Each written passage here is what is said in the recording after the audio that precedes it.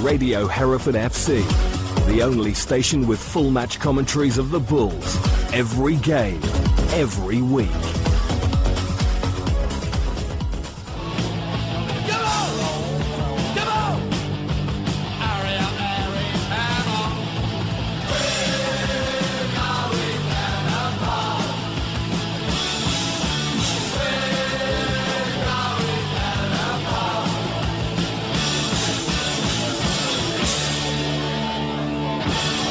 Well, hello and welcome to We're Going Down the Pub with me, Frank Williams, and the guru himself, Mr. Simon Wright. I'm loving the mention of guru, thank you. But we're not in our normal hall tonight. We've come up the road from the Wagon and Horses to the Eddy. It's much nearer for me. It is.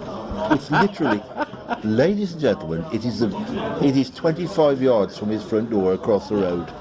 And he doesn't even get knocked down on the way over. I try not to. But no, that's right. We've come in here tonight because they put a Christmas tree in our favourite spot in the Wagon Horses. We can no longer sit there without having pine needles stuck up our yes, that would be very that would be painful, wouldn't it? But we are not doing a ground guide at the moment. We are doing a club guide because it's, as we do with all our cup matches, we're going to have a look at the daggers, Dagenham and Redbridge. Yeah, I have confusions, don't I? As we found out when I texted you yesterday. Oh yes. About clubs that have are named after two towns. Mm-hmm. You know, I was. What did I think it was? You thought it was Gravesend and Northfleet. Yes, exactly. What it's absolutely. Well, it's just Dagenham and Redbridge. Yeah. I think we ought to do that with Herefordshire clubs. You know, I think we had. You know, right. Yeah, I mean, could you imagine? You know, they could become a Super League team, couldn't they? Ledbury and Bromyard would be joint ventures. You know, Westfield's Lads Club. Yeah, that'd be. That fits together well, doesn't it? Westfield Lads Club. Yeah. Or just Westfield. Pegasus Westfields. They're going to love us, aren't they? No, they're not. Anyway, look. Yeah, indeed. Look, at the time this draw was made, it was a decent draw. We like the sound of that draw. Absolutely, you know. yeah. At home to one of the best non-league clubs in England, in status terms, anyway. Yeah. And then, of course, Fleetwood come along, and you know, things have changed. The dynamics have changed. We've got to be frank now, Frank. We've got to be frank. You know, the trophy game is a bit of a nuisance. Well, I'll be absolutely Simon with you. You're totally right. It has become that. Yeah. Whereas when the draw was made, we were thinking, "Oh, that's good. That's fine, isn't it?" The FA Cup has become so much of the major distraction, especially with the third round draw being so exciting as well. Gosh, yes. But this is sort of faded a little bit into, mind you, come the day of the game, it might have it might have some importance back. We do not know. We don't, but you know, Thursday is the biggest game in our history. And you still think that's bigger than Wembley? I don't think we can go to Wembley in either competition. But no, but do you think that this replay is bigger than our match at Wembley, than our Vase final? In financial terms, yes, it is. Yeah. Well, victory, well, it's just £144,000 to be shown live in the third round. Right, is it as much as that? 144,000. That's gross. Yeah, it is gross in more ways than one. Yeah. And this is the club who, did well to have a £700,000 turnover last season. Yes, it's mega money. But there you go. Anyway, we're not here to talk about the FA Cup. No. But you know, Dagenham is going to be classic hangover territory, and having to put it on the last Sunday before Christmas isn't going to help the crowd, either home or away. You know, people have got made arrangements. I'm at the Hawthorns, and I'd like to put here. A lot depends on how Dagenham view it as well, because they must have other targets. Well, you're right. I mean, you know, the question is how bothered are they? They've got bigger targets, absolutely. Every year, a number of National League sides put out basically a reserve outfit and go out. Now, last year, Dagenham were at home to Worthing in the FA Trophy round 1. Now, Worthing stepped through side, and Worthing won, you know? And that's not uncommon. They were Worthing winners. Worthing winners, And last year, in round 1, 7 National League sides lost to lower division opposition. 3 of those lost to step 3 sides. Yeah. And actually, the ones that were in, the final, one of them got promoted to the football league anyway, and the other one relegated. Well, pretty much. And York got relegated when they were, didn't they? So, York got relegated, York yeah. got relegated. Yeah. So it's not something you want to put your mind to. No. Can So be a distraction. Yeah, and the Daggers, it's a full-time big squad. They've got a lot of players to pick from. They've got several out on loan. They've still got 22 players to pick from, Right. And I'll just throw 3 names at you, which you can measure how serious they're going to be. Right. Goalkeeper Mark Cousins. Yeah. And the goal scorers Whiteley and Cheek. So if those 3 aren't in the team, side, they're not going to be bothered. that bothered about winning, Yeah. So, put it bluntly, it could be a knackered team against a weakened team, Yeah. And I'm not selling this game very well. Before we started recording this podcast, we had a little chat about this with folks out there, and we were thinking, well, actually, if we put out a complete second squad from our bench or whatever, we still wouldn't have half a bad side. We still have a chance of winning, against most opposition that we come up across on a. That's right. Which hold us in good stead for the backlog of league matches, which is always a big thing. What do they know? Kettering are now what's 15 points in front, but we've got so many games in hand over them. Yeah. In fact, we have now, if we won all our games in hand, we would overtake everybody apart from Slough, Yes. who have got even more games behind them than we are. So in fact, it's Well, Slough will catch you up now. They're out of both competitions. Yeah. But there you go.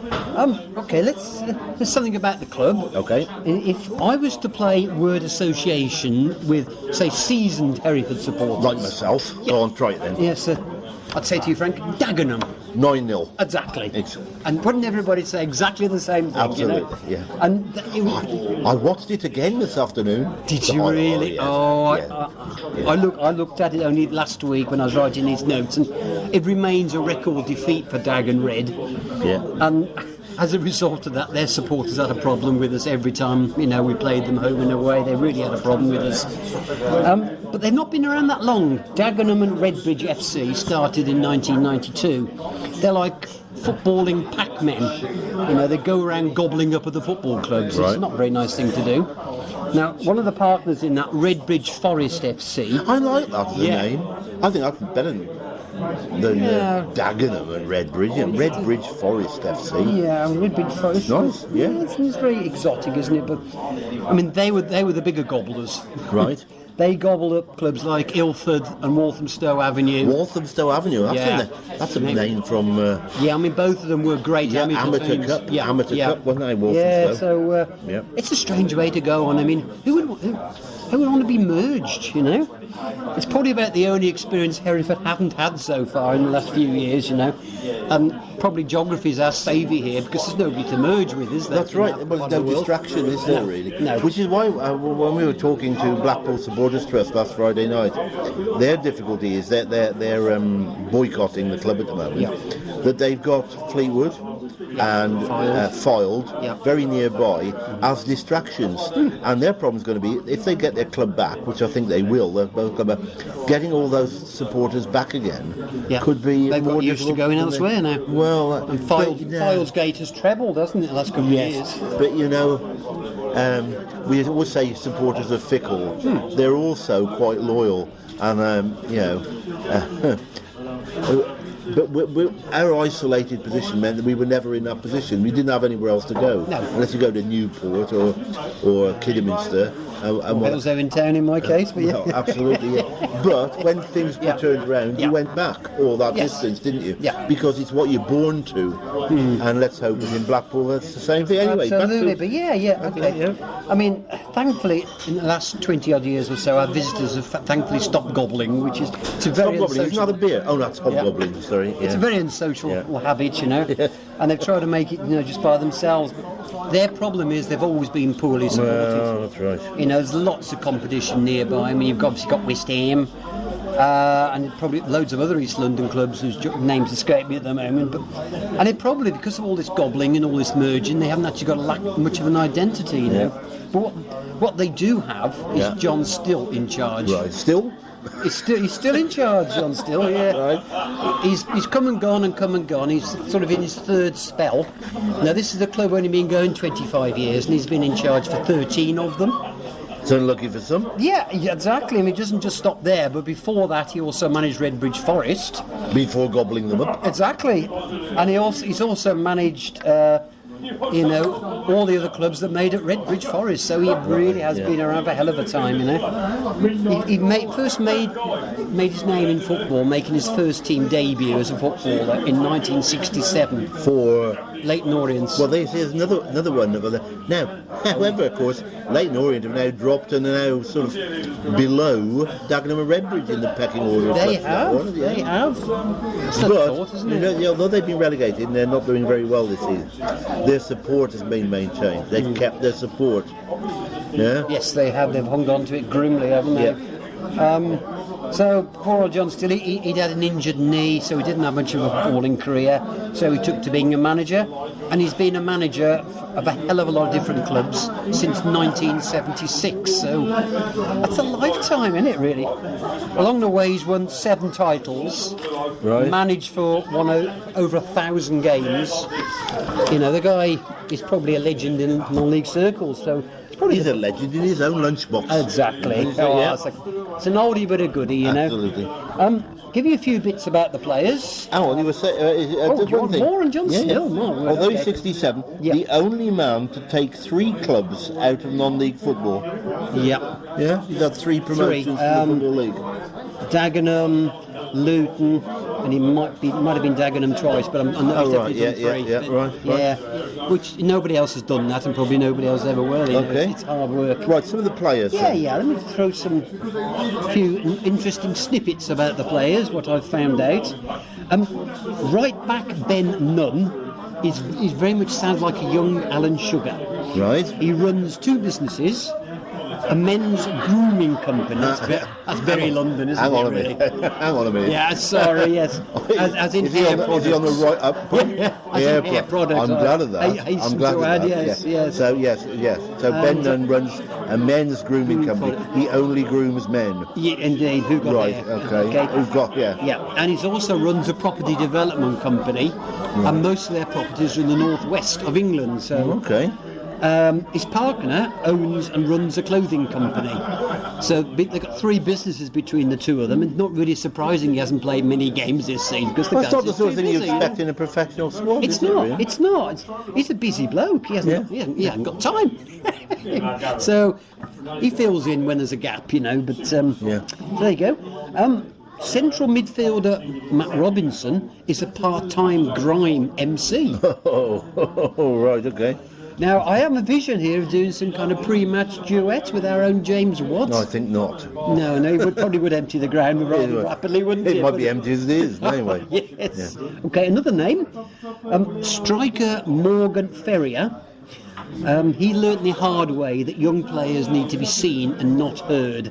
I mean, there's no doubt the guy had talent. He was with the Arsenal Academy for 10 years, then the Watford Academy, then the Nottingham Forest Academy, then the Albion Academy. But apparently he repeatedly questioned orders and instructions and advice. They don't like that. They don't like that. You can't have an opinion. Well, often you can't, no. But when you question people who've been there and done it, they really, really don't like it. So he was interviewed by The Sun, and he admitted that he'd been hot-headed, which is why he's not got a. Well, if it was written in The Sun, it's bound to be true. Bound to be true. Yeah, indeed. Yeah. So he's sort of having to start again, really. He's in 22, but he was called up for England's C, the international non-league team, in October. Yeah, so decent player then, promising. Yep. And talking of internationals, Dagenham do have a full current international, Andre Bouchard. Sounds very French. It probably is, actually. Yeah. Trinidad and Tobago is his country. Right. And he's got 47 caps Oh, for right, them. yes, okay. Spanning a period of years, then. That must be a heck of a lot of very long trips for him from London, but there you go. Okay. Okay, the big name striker, we've mentioned his name already, Michael Cheek. Cheek. Yeah, he's got quite a bit of cheek, Right. They brought him in from Braintree. That's a big signing in it, Braintree. Well, he was their big name for a couple of years. Now, he's missed a lot of games through injury this year, but he's got a scoring ratio of 1 in 2, which for the National League is not bad at all, No. Okay. Bit of light-hearted one here. One name for Matt Healy to get practicing. Matt, are you listening? I hope I pronounce this correctly. Okay, it's Mason O'Sale Enigboken-Bloomfield. Now that's going to come. Mason Bloomfield it'll be. It will. I can see, yeah. But, we do things properly at Hereford. Come on, Matt. And we rely to the name properly. Yeah, but there you well, go. as to Sunday, Matt probably won't do it. He'll say, Keith, I can't do it on Sunday. It's going to be a few of those. And Keith will say, no, I can't, I'm commenting. He can multitask, that's okay. And we've also touched the regular goalkeeper's Mark Cousins. He's a bean counter. Right. He's a trained accountant. Yes, and he's he's 30. He's looking for opportunities for when he retires from football. But you can count on him in goal. I I spend hours working that line out, so looking agonised over there. But there you go.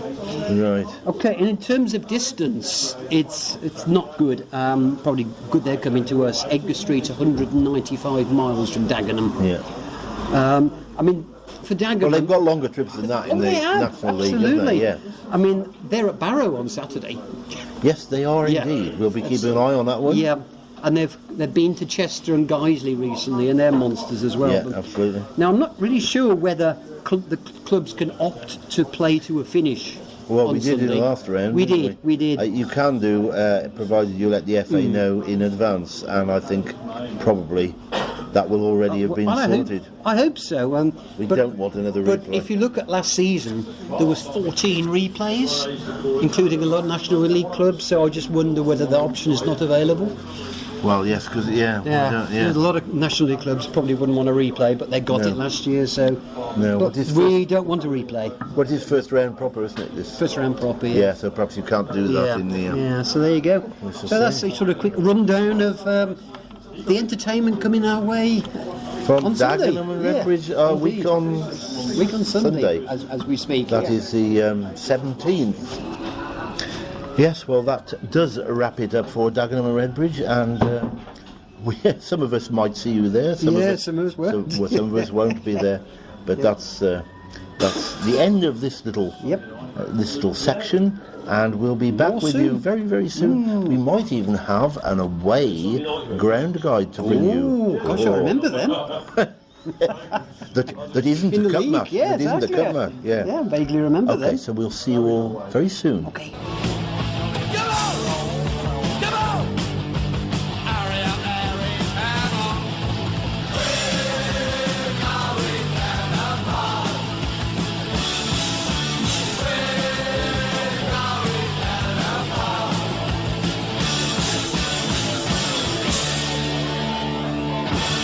This is Radio Hereford FC, the home of the Bulls.